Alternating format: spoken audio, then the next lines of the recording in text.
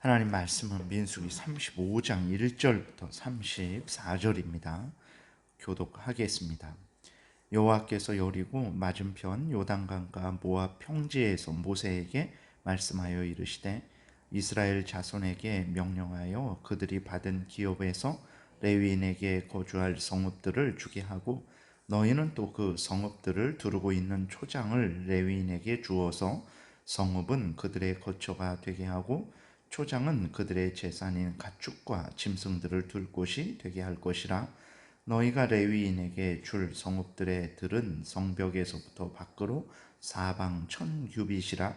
성을 중앙에 두고 성 밖 동쪽으로 2000규빗, 남쪽으로 2000규빗, 서쪽으로 2000규빗, 북쪽으로 2000규빗을 측량할지니 이는 그들의 성읍의 들이며 너희가 레위인에게 줄 성읍은 살인자들이 피하게 할 도피성으로 6성읍이요 그 외에 42성읍이라. 너희가 레위인에게 모두 48성읍을 주고 그 초장도 함께 주되 너희가 이스라엘 자손의 소유에서 레위인에게 너희가 성읍을 줄 때에 많이 받은 자에게서는 많이 떼어주고 적게 받은 자에게서는 적게 떼어줄 것이라. 각기 받은 기업을 따라서 그 성읍들을 레위인에게 줄지니라. 여호와께서 또 모세에게 말씀하여 이르시되 이스라엘 자손에게 말하여 그들에게 이르라. 너희가 요단강을 건너가 가나안 땅에 들어가거든 너희를 위하여 성읍을 도피성으로 정하여 부지 중에 살인한 자가 그리로 피하게 하라. 이는 너희가 복수할 자에게서 도피하는 성을 삼아 살인자가 회중 앞에 서서 판결을 받을 때까지 죽지 않게 하기 위함이니라. 너희가 줄 성읍 중에 6을 도피성이 되게 하되 세 성읍은 요단 이쪽에 두고 세 성읍은 가나안 땅에 두어 도피성이 되게 하라. 이 6성읍은 이스라엘 자손과 타국인과 이스라엘 중에 거류하는 자의 도피성이 되리니 부지 중에 살인한 모든 자가 그리로 도피할 수 있으리라. 만일 철 연장으로 사람을 쳐 죽이면 그는 살인자니 그 살인자를 반드시 죽일 것이요 만일 사람을 죽일 만한 돌을 손에 들고 사람을 쳐 죽이면 이는 살인한 자니 그 살인한 자는 반드시 죽일 것이요 만일 사람을 죽일 만한 나무 연장을 손에 들고 사람을 쳐 죽이면 그는 살인한 자니 그 살인한 자는 반드시 죽일 것이니라. 피를 보복하는 자는 그 살인한 자를 자신이 죽일 것이니 그를 만나면 죽일 것이요 만일 미워하는 까닭에 밀쳐 죽이거나 기회를 엿보아 무엇을 던져 죽이거나 악의를 가지고 손으로 쳐 죽이면 그 친자는 반드시 죽일 것이니 이는 살인하였습니다. 피를 보복하는 자는 살인자를 만나면 죽일 것이니라.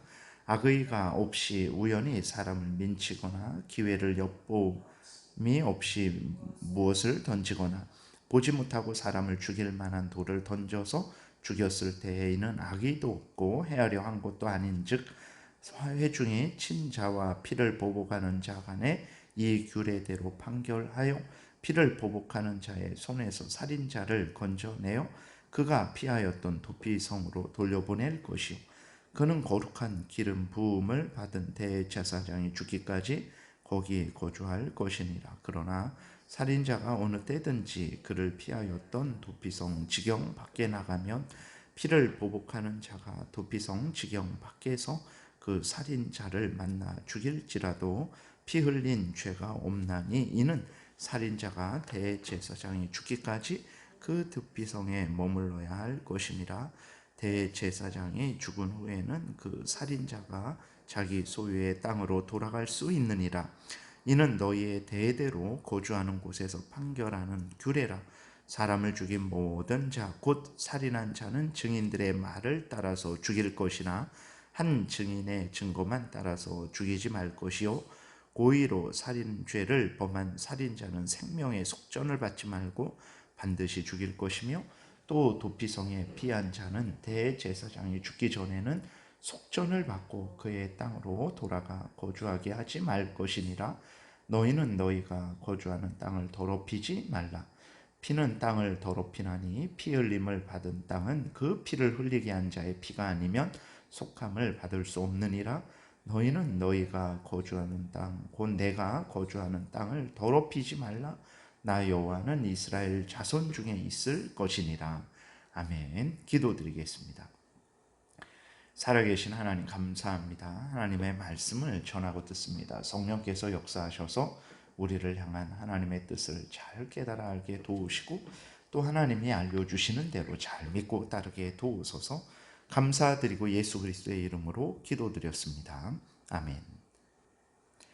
오늘 본문은 이제 이스라엘 백성들에게 레위인에게 성읍을 줄 것에 대해서 하나님이 말씀을 하십니다. 하나님은 이스라엘 백성들이 레위인에게 성읍을 주되 도피성 8개 그리고 다른 일반 성읍 42개 해서 48성읍을 레위인들에게 주라 이렇게 명령을 하고 계세요.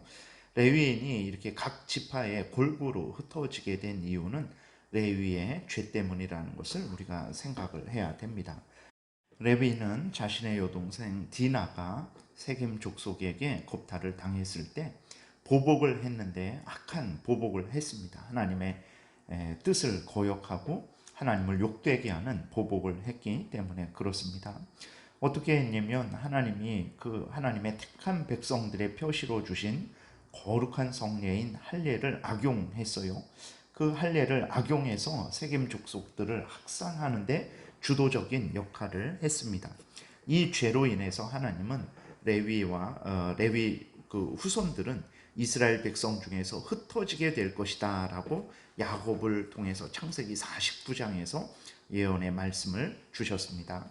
창세기 49장 5절에 보게 되니까 시므온과 레위는 형제요 그들의 칼은 폭력의 도구로다. 내 혼아 그들의 모의에 상관하지 말지어다. 내 영광아 그들의 집회에 참여하지 말지어다. 그들이 그들의 분노대로 사람을 죽이고 그들의 혈기대로 소의 발목에 힘줄을 끊었음이로다.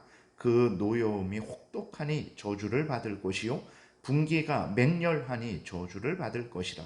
내가 그들을 야곱 중에서 나누며 이스라엘 중에서 흩으리로다 라고 이렇게 하나님이 야곱을 통해서 이제 예언을 하셨습니다. 이 예언의 말씀은 야곱이 애굽으로 내려가서 이제 몇십 년 살고 죽을 때에 예언을 한 것이죠. 그러니까 지금 시점에서 보게 되면 400년 전에 되어진 말씀입니다. 그런데 하나님은 400년 전에 되어진 말씀인데도 불구하고 잊지 않으셨죠? 그 말씀을 그대로 하나님께서 이루신 것을 우리가 또 성경을 통해서 확인하게 됩니다. 그래서 하나님의 말씀은 때가 하나님이 정하신 때에 이루어집니다. 반드시 그 정하신 때에 이루어지게 되죠. 그렇기 때문에 지금 당장 하나님의 말씀이 이루어지지 않는다고 해서 하나님의 말씀이 거짓이다라고 절대로 그렇게 생각해서는 안 됩니다. 하나님이 하신 말씀은 반드시 때가 되면 이루어진다라는 것을 우리가 굳게 믿어야 되겠습니다. 8절에는 이제 땅을 나누되 많은 땅을 가진 지파는 많은 성읍을 레위 지파에게 줘야 되고 적게 땅을 받은 지파는 또 적은 성읍을 레위 지파에게 주라 이렇게 말씀을 하고 계십니다. 그래서 하나님께서는 없는 것에서 있는 것을 만들어라 이렇게 명령하시는 분이 아니시고 우리에게 주신 대로 받은 달란트대로 하나님 앞에 충성할 것을 명령하시는 분이라는 것을 우리가 잊지 말아야 됩니다. 그래서 우리가 많이 받았으면 많이 하나님을 위해서 헌신하고 봉사해야 되는 것입니다. 적게 받았다고 나는 안 해도 된다라고 해서는 안 됩니다. 적게 받은 대로 그 상태에서 할 수 있는 만큼 하나님을 향하여 헌신하고 봉사해야 됨을 우리는 잊지 말아야 됩니다. 그 다음에 9절부터는 이제 도피성에 대해서 구체적으로 말씀을 하세요. 이 도피성은 부지 중에 살인한 사람이 피하여서 생명을 구하는 성읍입니다. 예를 들어서 산에서 나무를 하는데 우연히 도끼자루가 빠져서 다른 사람을 쳐서 죽게 했을 때 그 도피성으로 피하면 죽은 자의 가족들로부터 보복을 당하지 않도록 하나님께서 이제 그 부지 중에 살인한 사람을 이제 구하기 위해서 도피성을 만드신 것입니다. 그래서 하나님은 도피성을 통해서 부지 중에 사고로 살인하게 된 사람을 보호하시고 또 악한 보복의 끈을 끊으시게 하시는 것이죠. 그 도피성이 없었다면 아마 그 이제 죽임을 당한 그러한 가족들이 이렇게 죽인 사람, 우연히 죽인 게 그 고의로 죽인 게 아니죠. 우연히 죽였음에도 불구하고 그 죽인 사람에 대해서 끊임없이 보복을 할 수도 있는 거죠. 그래서 하나님은 도피성을 통해서 부지 중에 사고로 살인하게 된 사람, 그러니까 죄가 없는 거죠. 죄가 없는 사람을 이제 보호하시고 또 악한 그 보복의 끈을 끊으시게 하기 위해서 도피성 제도를 만드신 것입니다. 그 다음에 22절부터 25절을 보게 되면 도피성으로 피하는 기준이 있습니다. 악의 없이 우연히 사람을 죽였을 때 대제사장이 죽기까지 거주할 수 있고 대제사장이 죽으면 자유롭게 될 수 있다라고 기록이 되어 있습니다.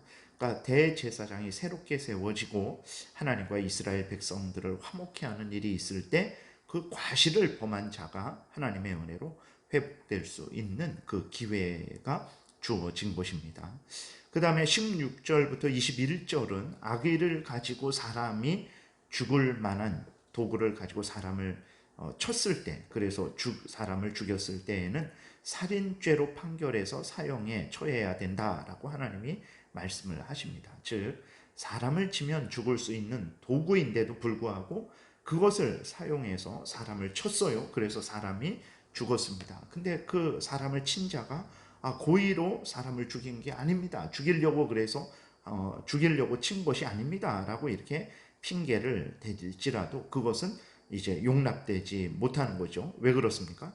사람을 죽이고자 하는 의도가 그 사람이 사용한 도구에서 나타나기 때문에 그렇습니다. 그래서 이제 사람을 죽일 만한 도구로 사람을 쳤을 때에는 그것은 이제 살인죄로 판결해야 된다라고 하나님께서 말씀을 하시는 거예요.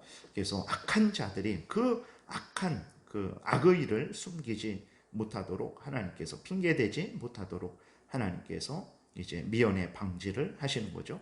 그리고 19절에 보게 되면 고의로 살인한 자에 대해서는 19절에 보게 되니까 피를 보복하는 자가 즉 죽은 자의 가족이나 친척이 살인한 자를 죽일 수 있다 이렇게 기록이 되어 있습니다. 이것은 그냥 사적인 보복을 해도 된다라는 것이 아닙니다. 합법적으로 재판이 이제 진행되었고 그 살인한 자에 대한 그 선고가 사형 선고가 내려졌을 때 이제 그 보복자가 먼저 손을 댈 수 있는 기회를 가지는 그러한 의미의 말이라는 것을 우리가 기억을 해야 되는 것입니다. 성경은 처음부터 끝까지 개인적인 보복을 금지하고 있다는 것을 우리가 잊지 말고 오늘날도 마찬가지예요. 항상 하나님이 허락하신 대로 법적인 그러한 공권력에 의한 그러한 처벌이 이루어지도록 애쓰고 힘써야 되는 것입니다. 26절에는 이제 살인자가 도피성으로 나가면 죽을 수도 있다라고 하나님께서 경고하죠. 생명을 구원하기 위해서는 하나님이 정하신 그 명령을 따라서 살아갈 때에만 그 생명을 구할 수 있게 되는 것입니다. 30절에는 이제 살인자에 대한 재판에 대해서 말씀을 하시는데 재판을 할 때에 반드시 증인들이 있어야 된다라고 말씀을 하십니다. 증인 한 명으로는 안 되고 한 명 이상의 증인이 있어야 그 증인이 거짓으로 위증하는 것을 이제 방지할 수 있는 것이죠. 그렇기 때문에 살인자에 대한 판결일지라도 진짜 반드시 증인은 한 사람이 아니고 2명 이상이 있어야 된다라고 말씀을 하십니다. 생명을 다룸에 있어서 반드시 공적인 재판에 의해서만 공정하게 이제 공의롭게 다루어져야 될 것을 하나님께서 명령하고 계신 것이죠. 33절에는 이제 하나님이 살인하여 피를 흘리는 것은 땅을 더럽히는 것이다. 하나님이 그 땅에 거하신다 그랬어요. 이스라엘 백성들과 함께 거하신다 그러셨고 그 땅은 또 하나님이 이스라엘 백성들에게 주신 땅이죠.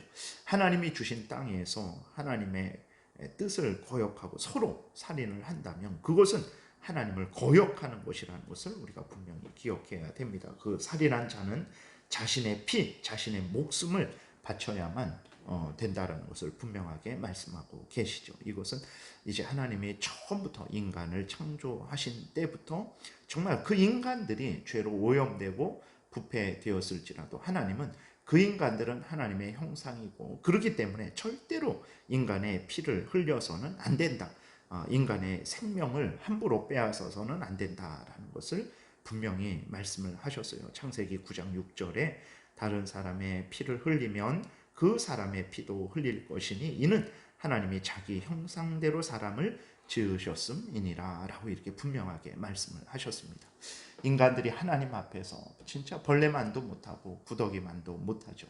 그러나 그럴지라도 사탄 같은 존재는 아니라는 것을 우리는 잊지 말아야 됩니다. 하나님의 형상이 여전히 그에게 남아있기 때문에 불신자일지라도, 하나님의 원수되는 불신자일지라도 그는 사탄이 아니고 마귀가 아니고 인간이라는 것을 우리가 잊지 말아야 되는 것입니다. 이것을 우리가 항상 기억해야 다른 사람에 대해서 함부로 조롱하고 멸시하지 않게 되는 거예요. 마치 이제 그 사람의 뭐 문벌이나 학벌이나 그 사람이 가진 뭐 어떤 재산 정도나 이러한 것을 통해 이러한 것 때문에 그 사람을 하찮게 본다든지 그 사람을 뭐 그 수준 이상 높이 본다든지 그러한 모든 것들은 잘못된 것이죠. 그 사람을 볼 때에 하나님의 형상으로 그 사람을 봐야 됩니다. 그렇게 하지 않을 때 우리가 다른 외부적인 조건에 근거해서 사람을 멸시하고 조롱하기도 하고 심지어 그것이 극단적으로 나아가게 되면은 이제 히틀러가 독일 게르만족만 위대한 민족이고 그렇지 않은 민족들은 다 이제 사라져도 되는 민족이다라는 그러한 생각을 가지고 뭐 유대인들이라든지 아니면 다른 장애를 가진 사람들을 학살한 그러한 참 극단적인 악을 범할 수도 있는 것이죠. 그렇기 때문에 우리가 항상 사람에 대해서 생각할 때 사람은 죄인이죠. 죄인이라서 하나님을 거역하고 대적하는 악한 죄인입니다. 그럼에도 불구하고 그는 인간이죠. 하나님의 형상으로 지음받은 인간입니다. 그리고 또 성령으로 거듭나서 예수 그리스도의 피로 씻음받고 예수 그리스도의 의를 덧입어서 구원을 받게 되면 하나님의 자녀가 될 수 있는 그러한 귀한 존재입니다. 이러한 하나님의 그 형상으로 지음받은 인간이라는 것을 분명하게 믿어야만 그리스도인들이 그 사람을 포기하지 않게 되는 거죠. 아무리 악한 자일지라도 하나님께서 은혜 주셔서 저 사람이 회개하고 돌이키면 하나님의 자녀가 된다라는 이 믿음을 포기하지 않게 되고 그 사람을 끝까지 위해서 기도할 수 있게 되는 것입니다. 다시 한번 우리가 하나님이 성경을 통해서 알려주시는 하나님의 뜻을 마음에 깊이 새겨서 하나님이 알려주시는 대로 믿고 따르는 복된 삶을 살아가야 되겠습니다. 기도드리겠습니다. 살아계신 하나님 아버지 감사합니다. 오늘도 은혜를 내려주셔서 감사합니다. 성경을 통해서 알려주시는 하나님의 뜻 하나하나 깊이 우리 마음속에 새기게 도우시고 알려주시는 대로 믿고 따르게 도우소서 감사드리고 예수 그리스도의 이름으로 기도드렸습니다. 아멘.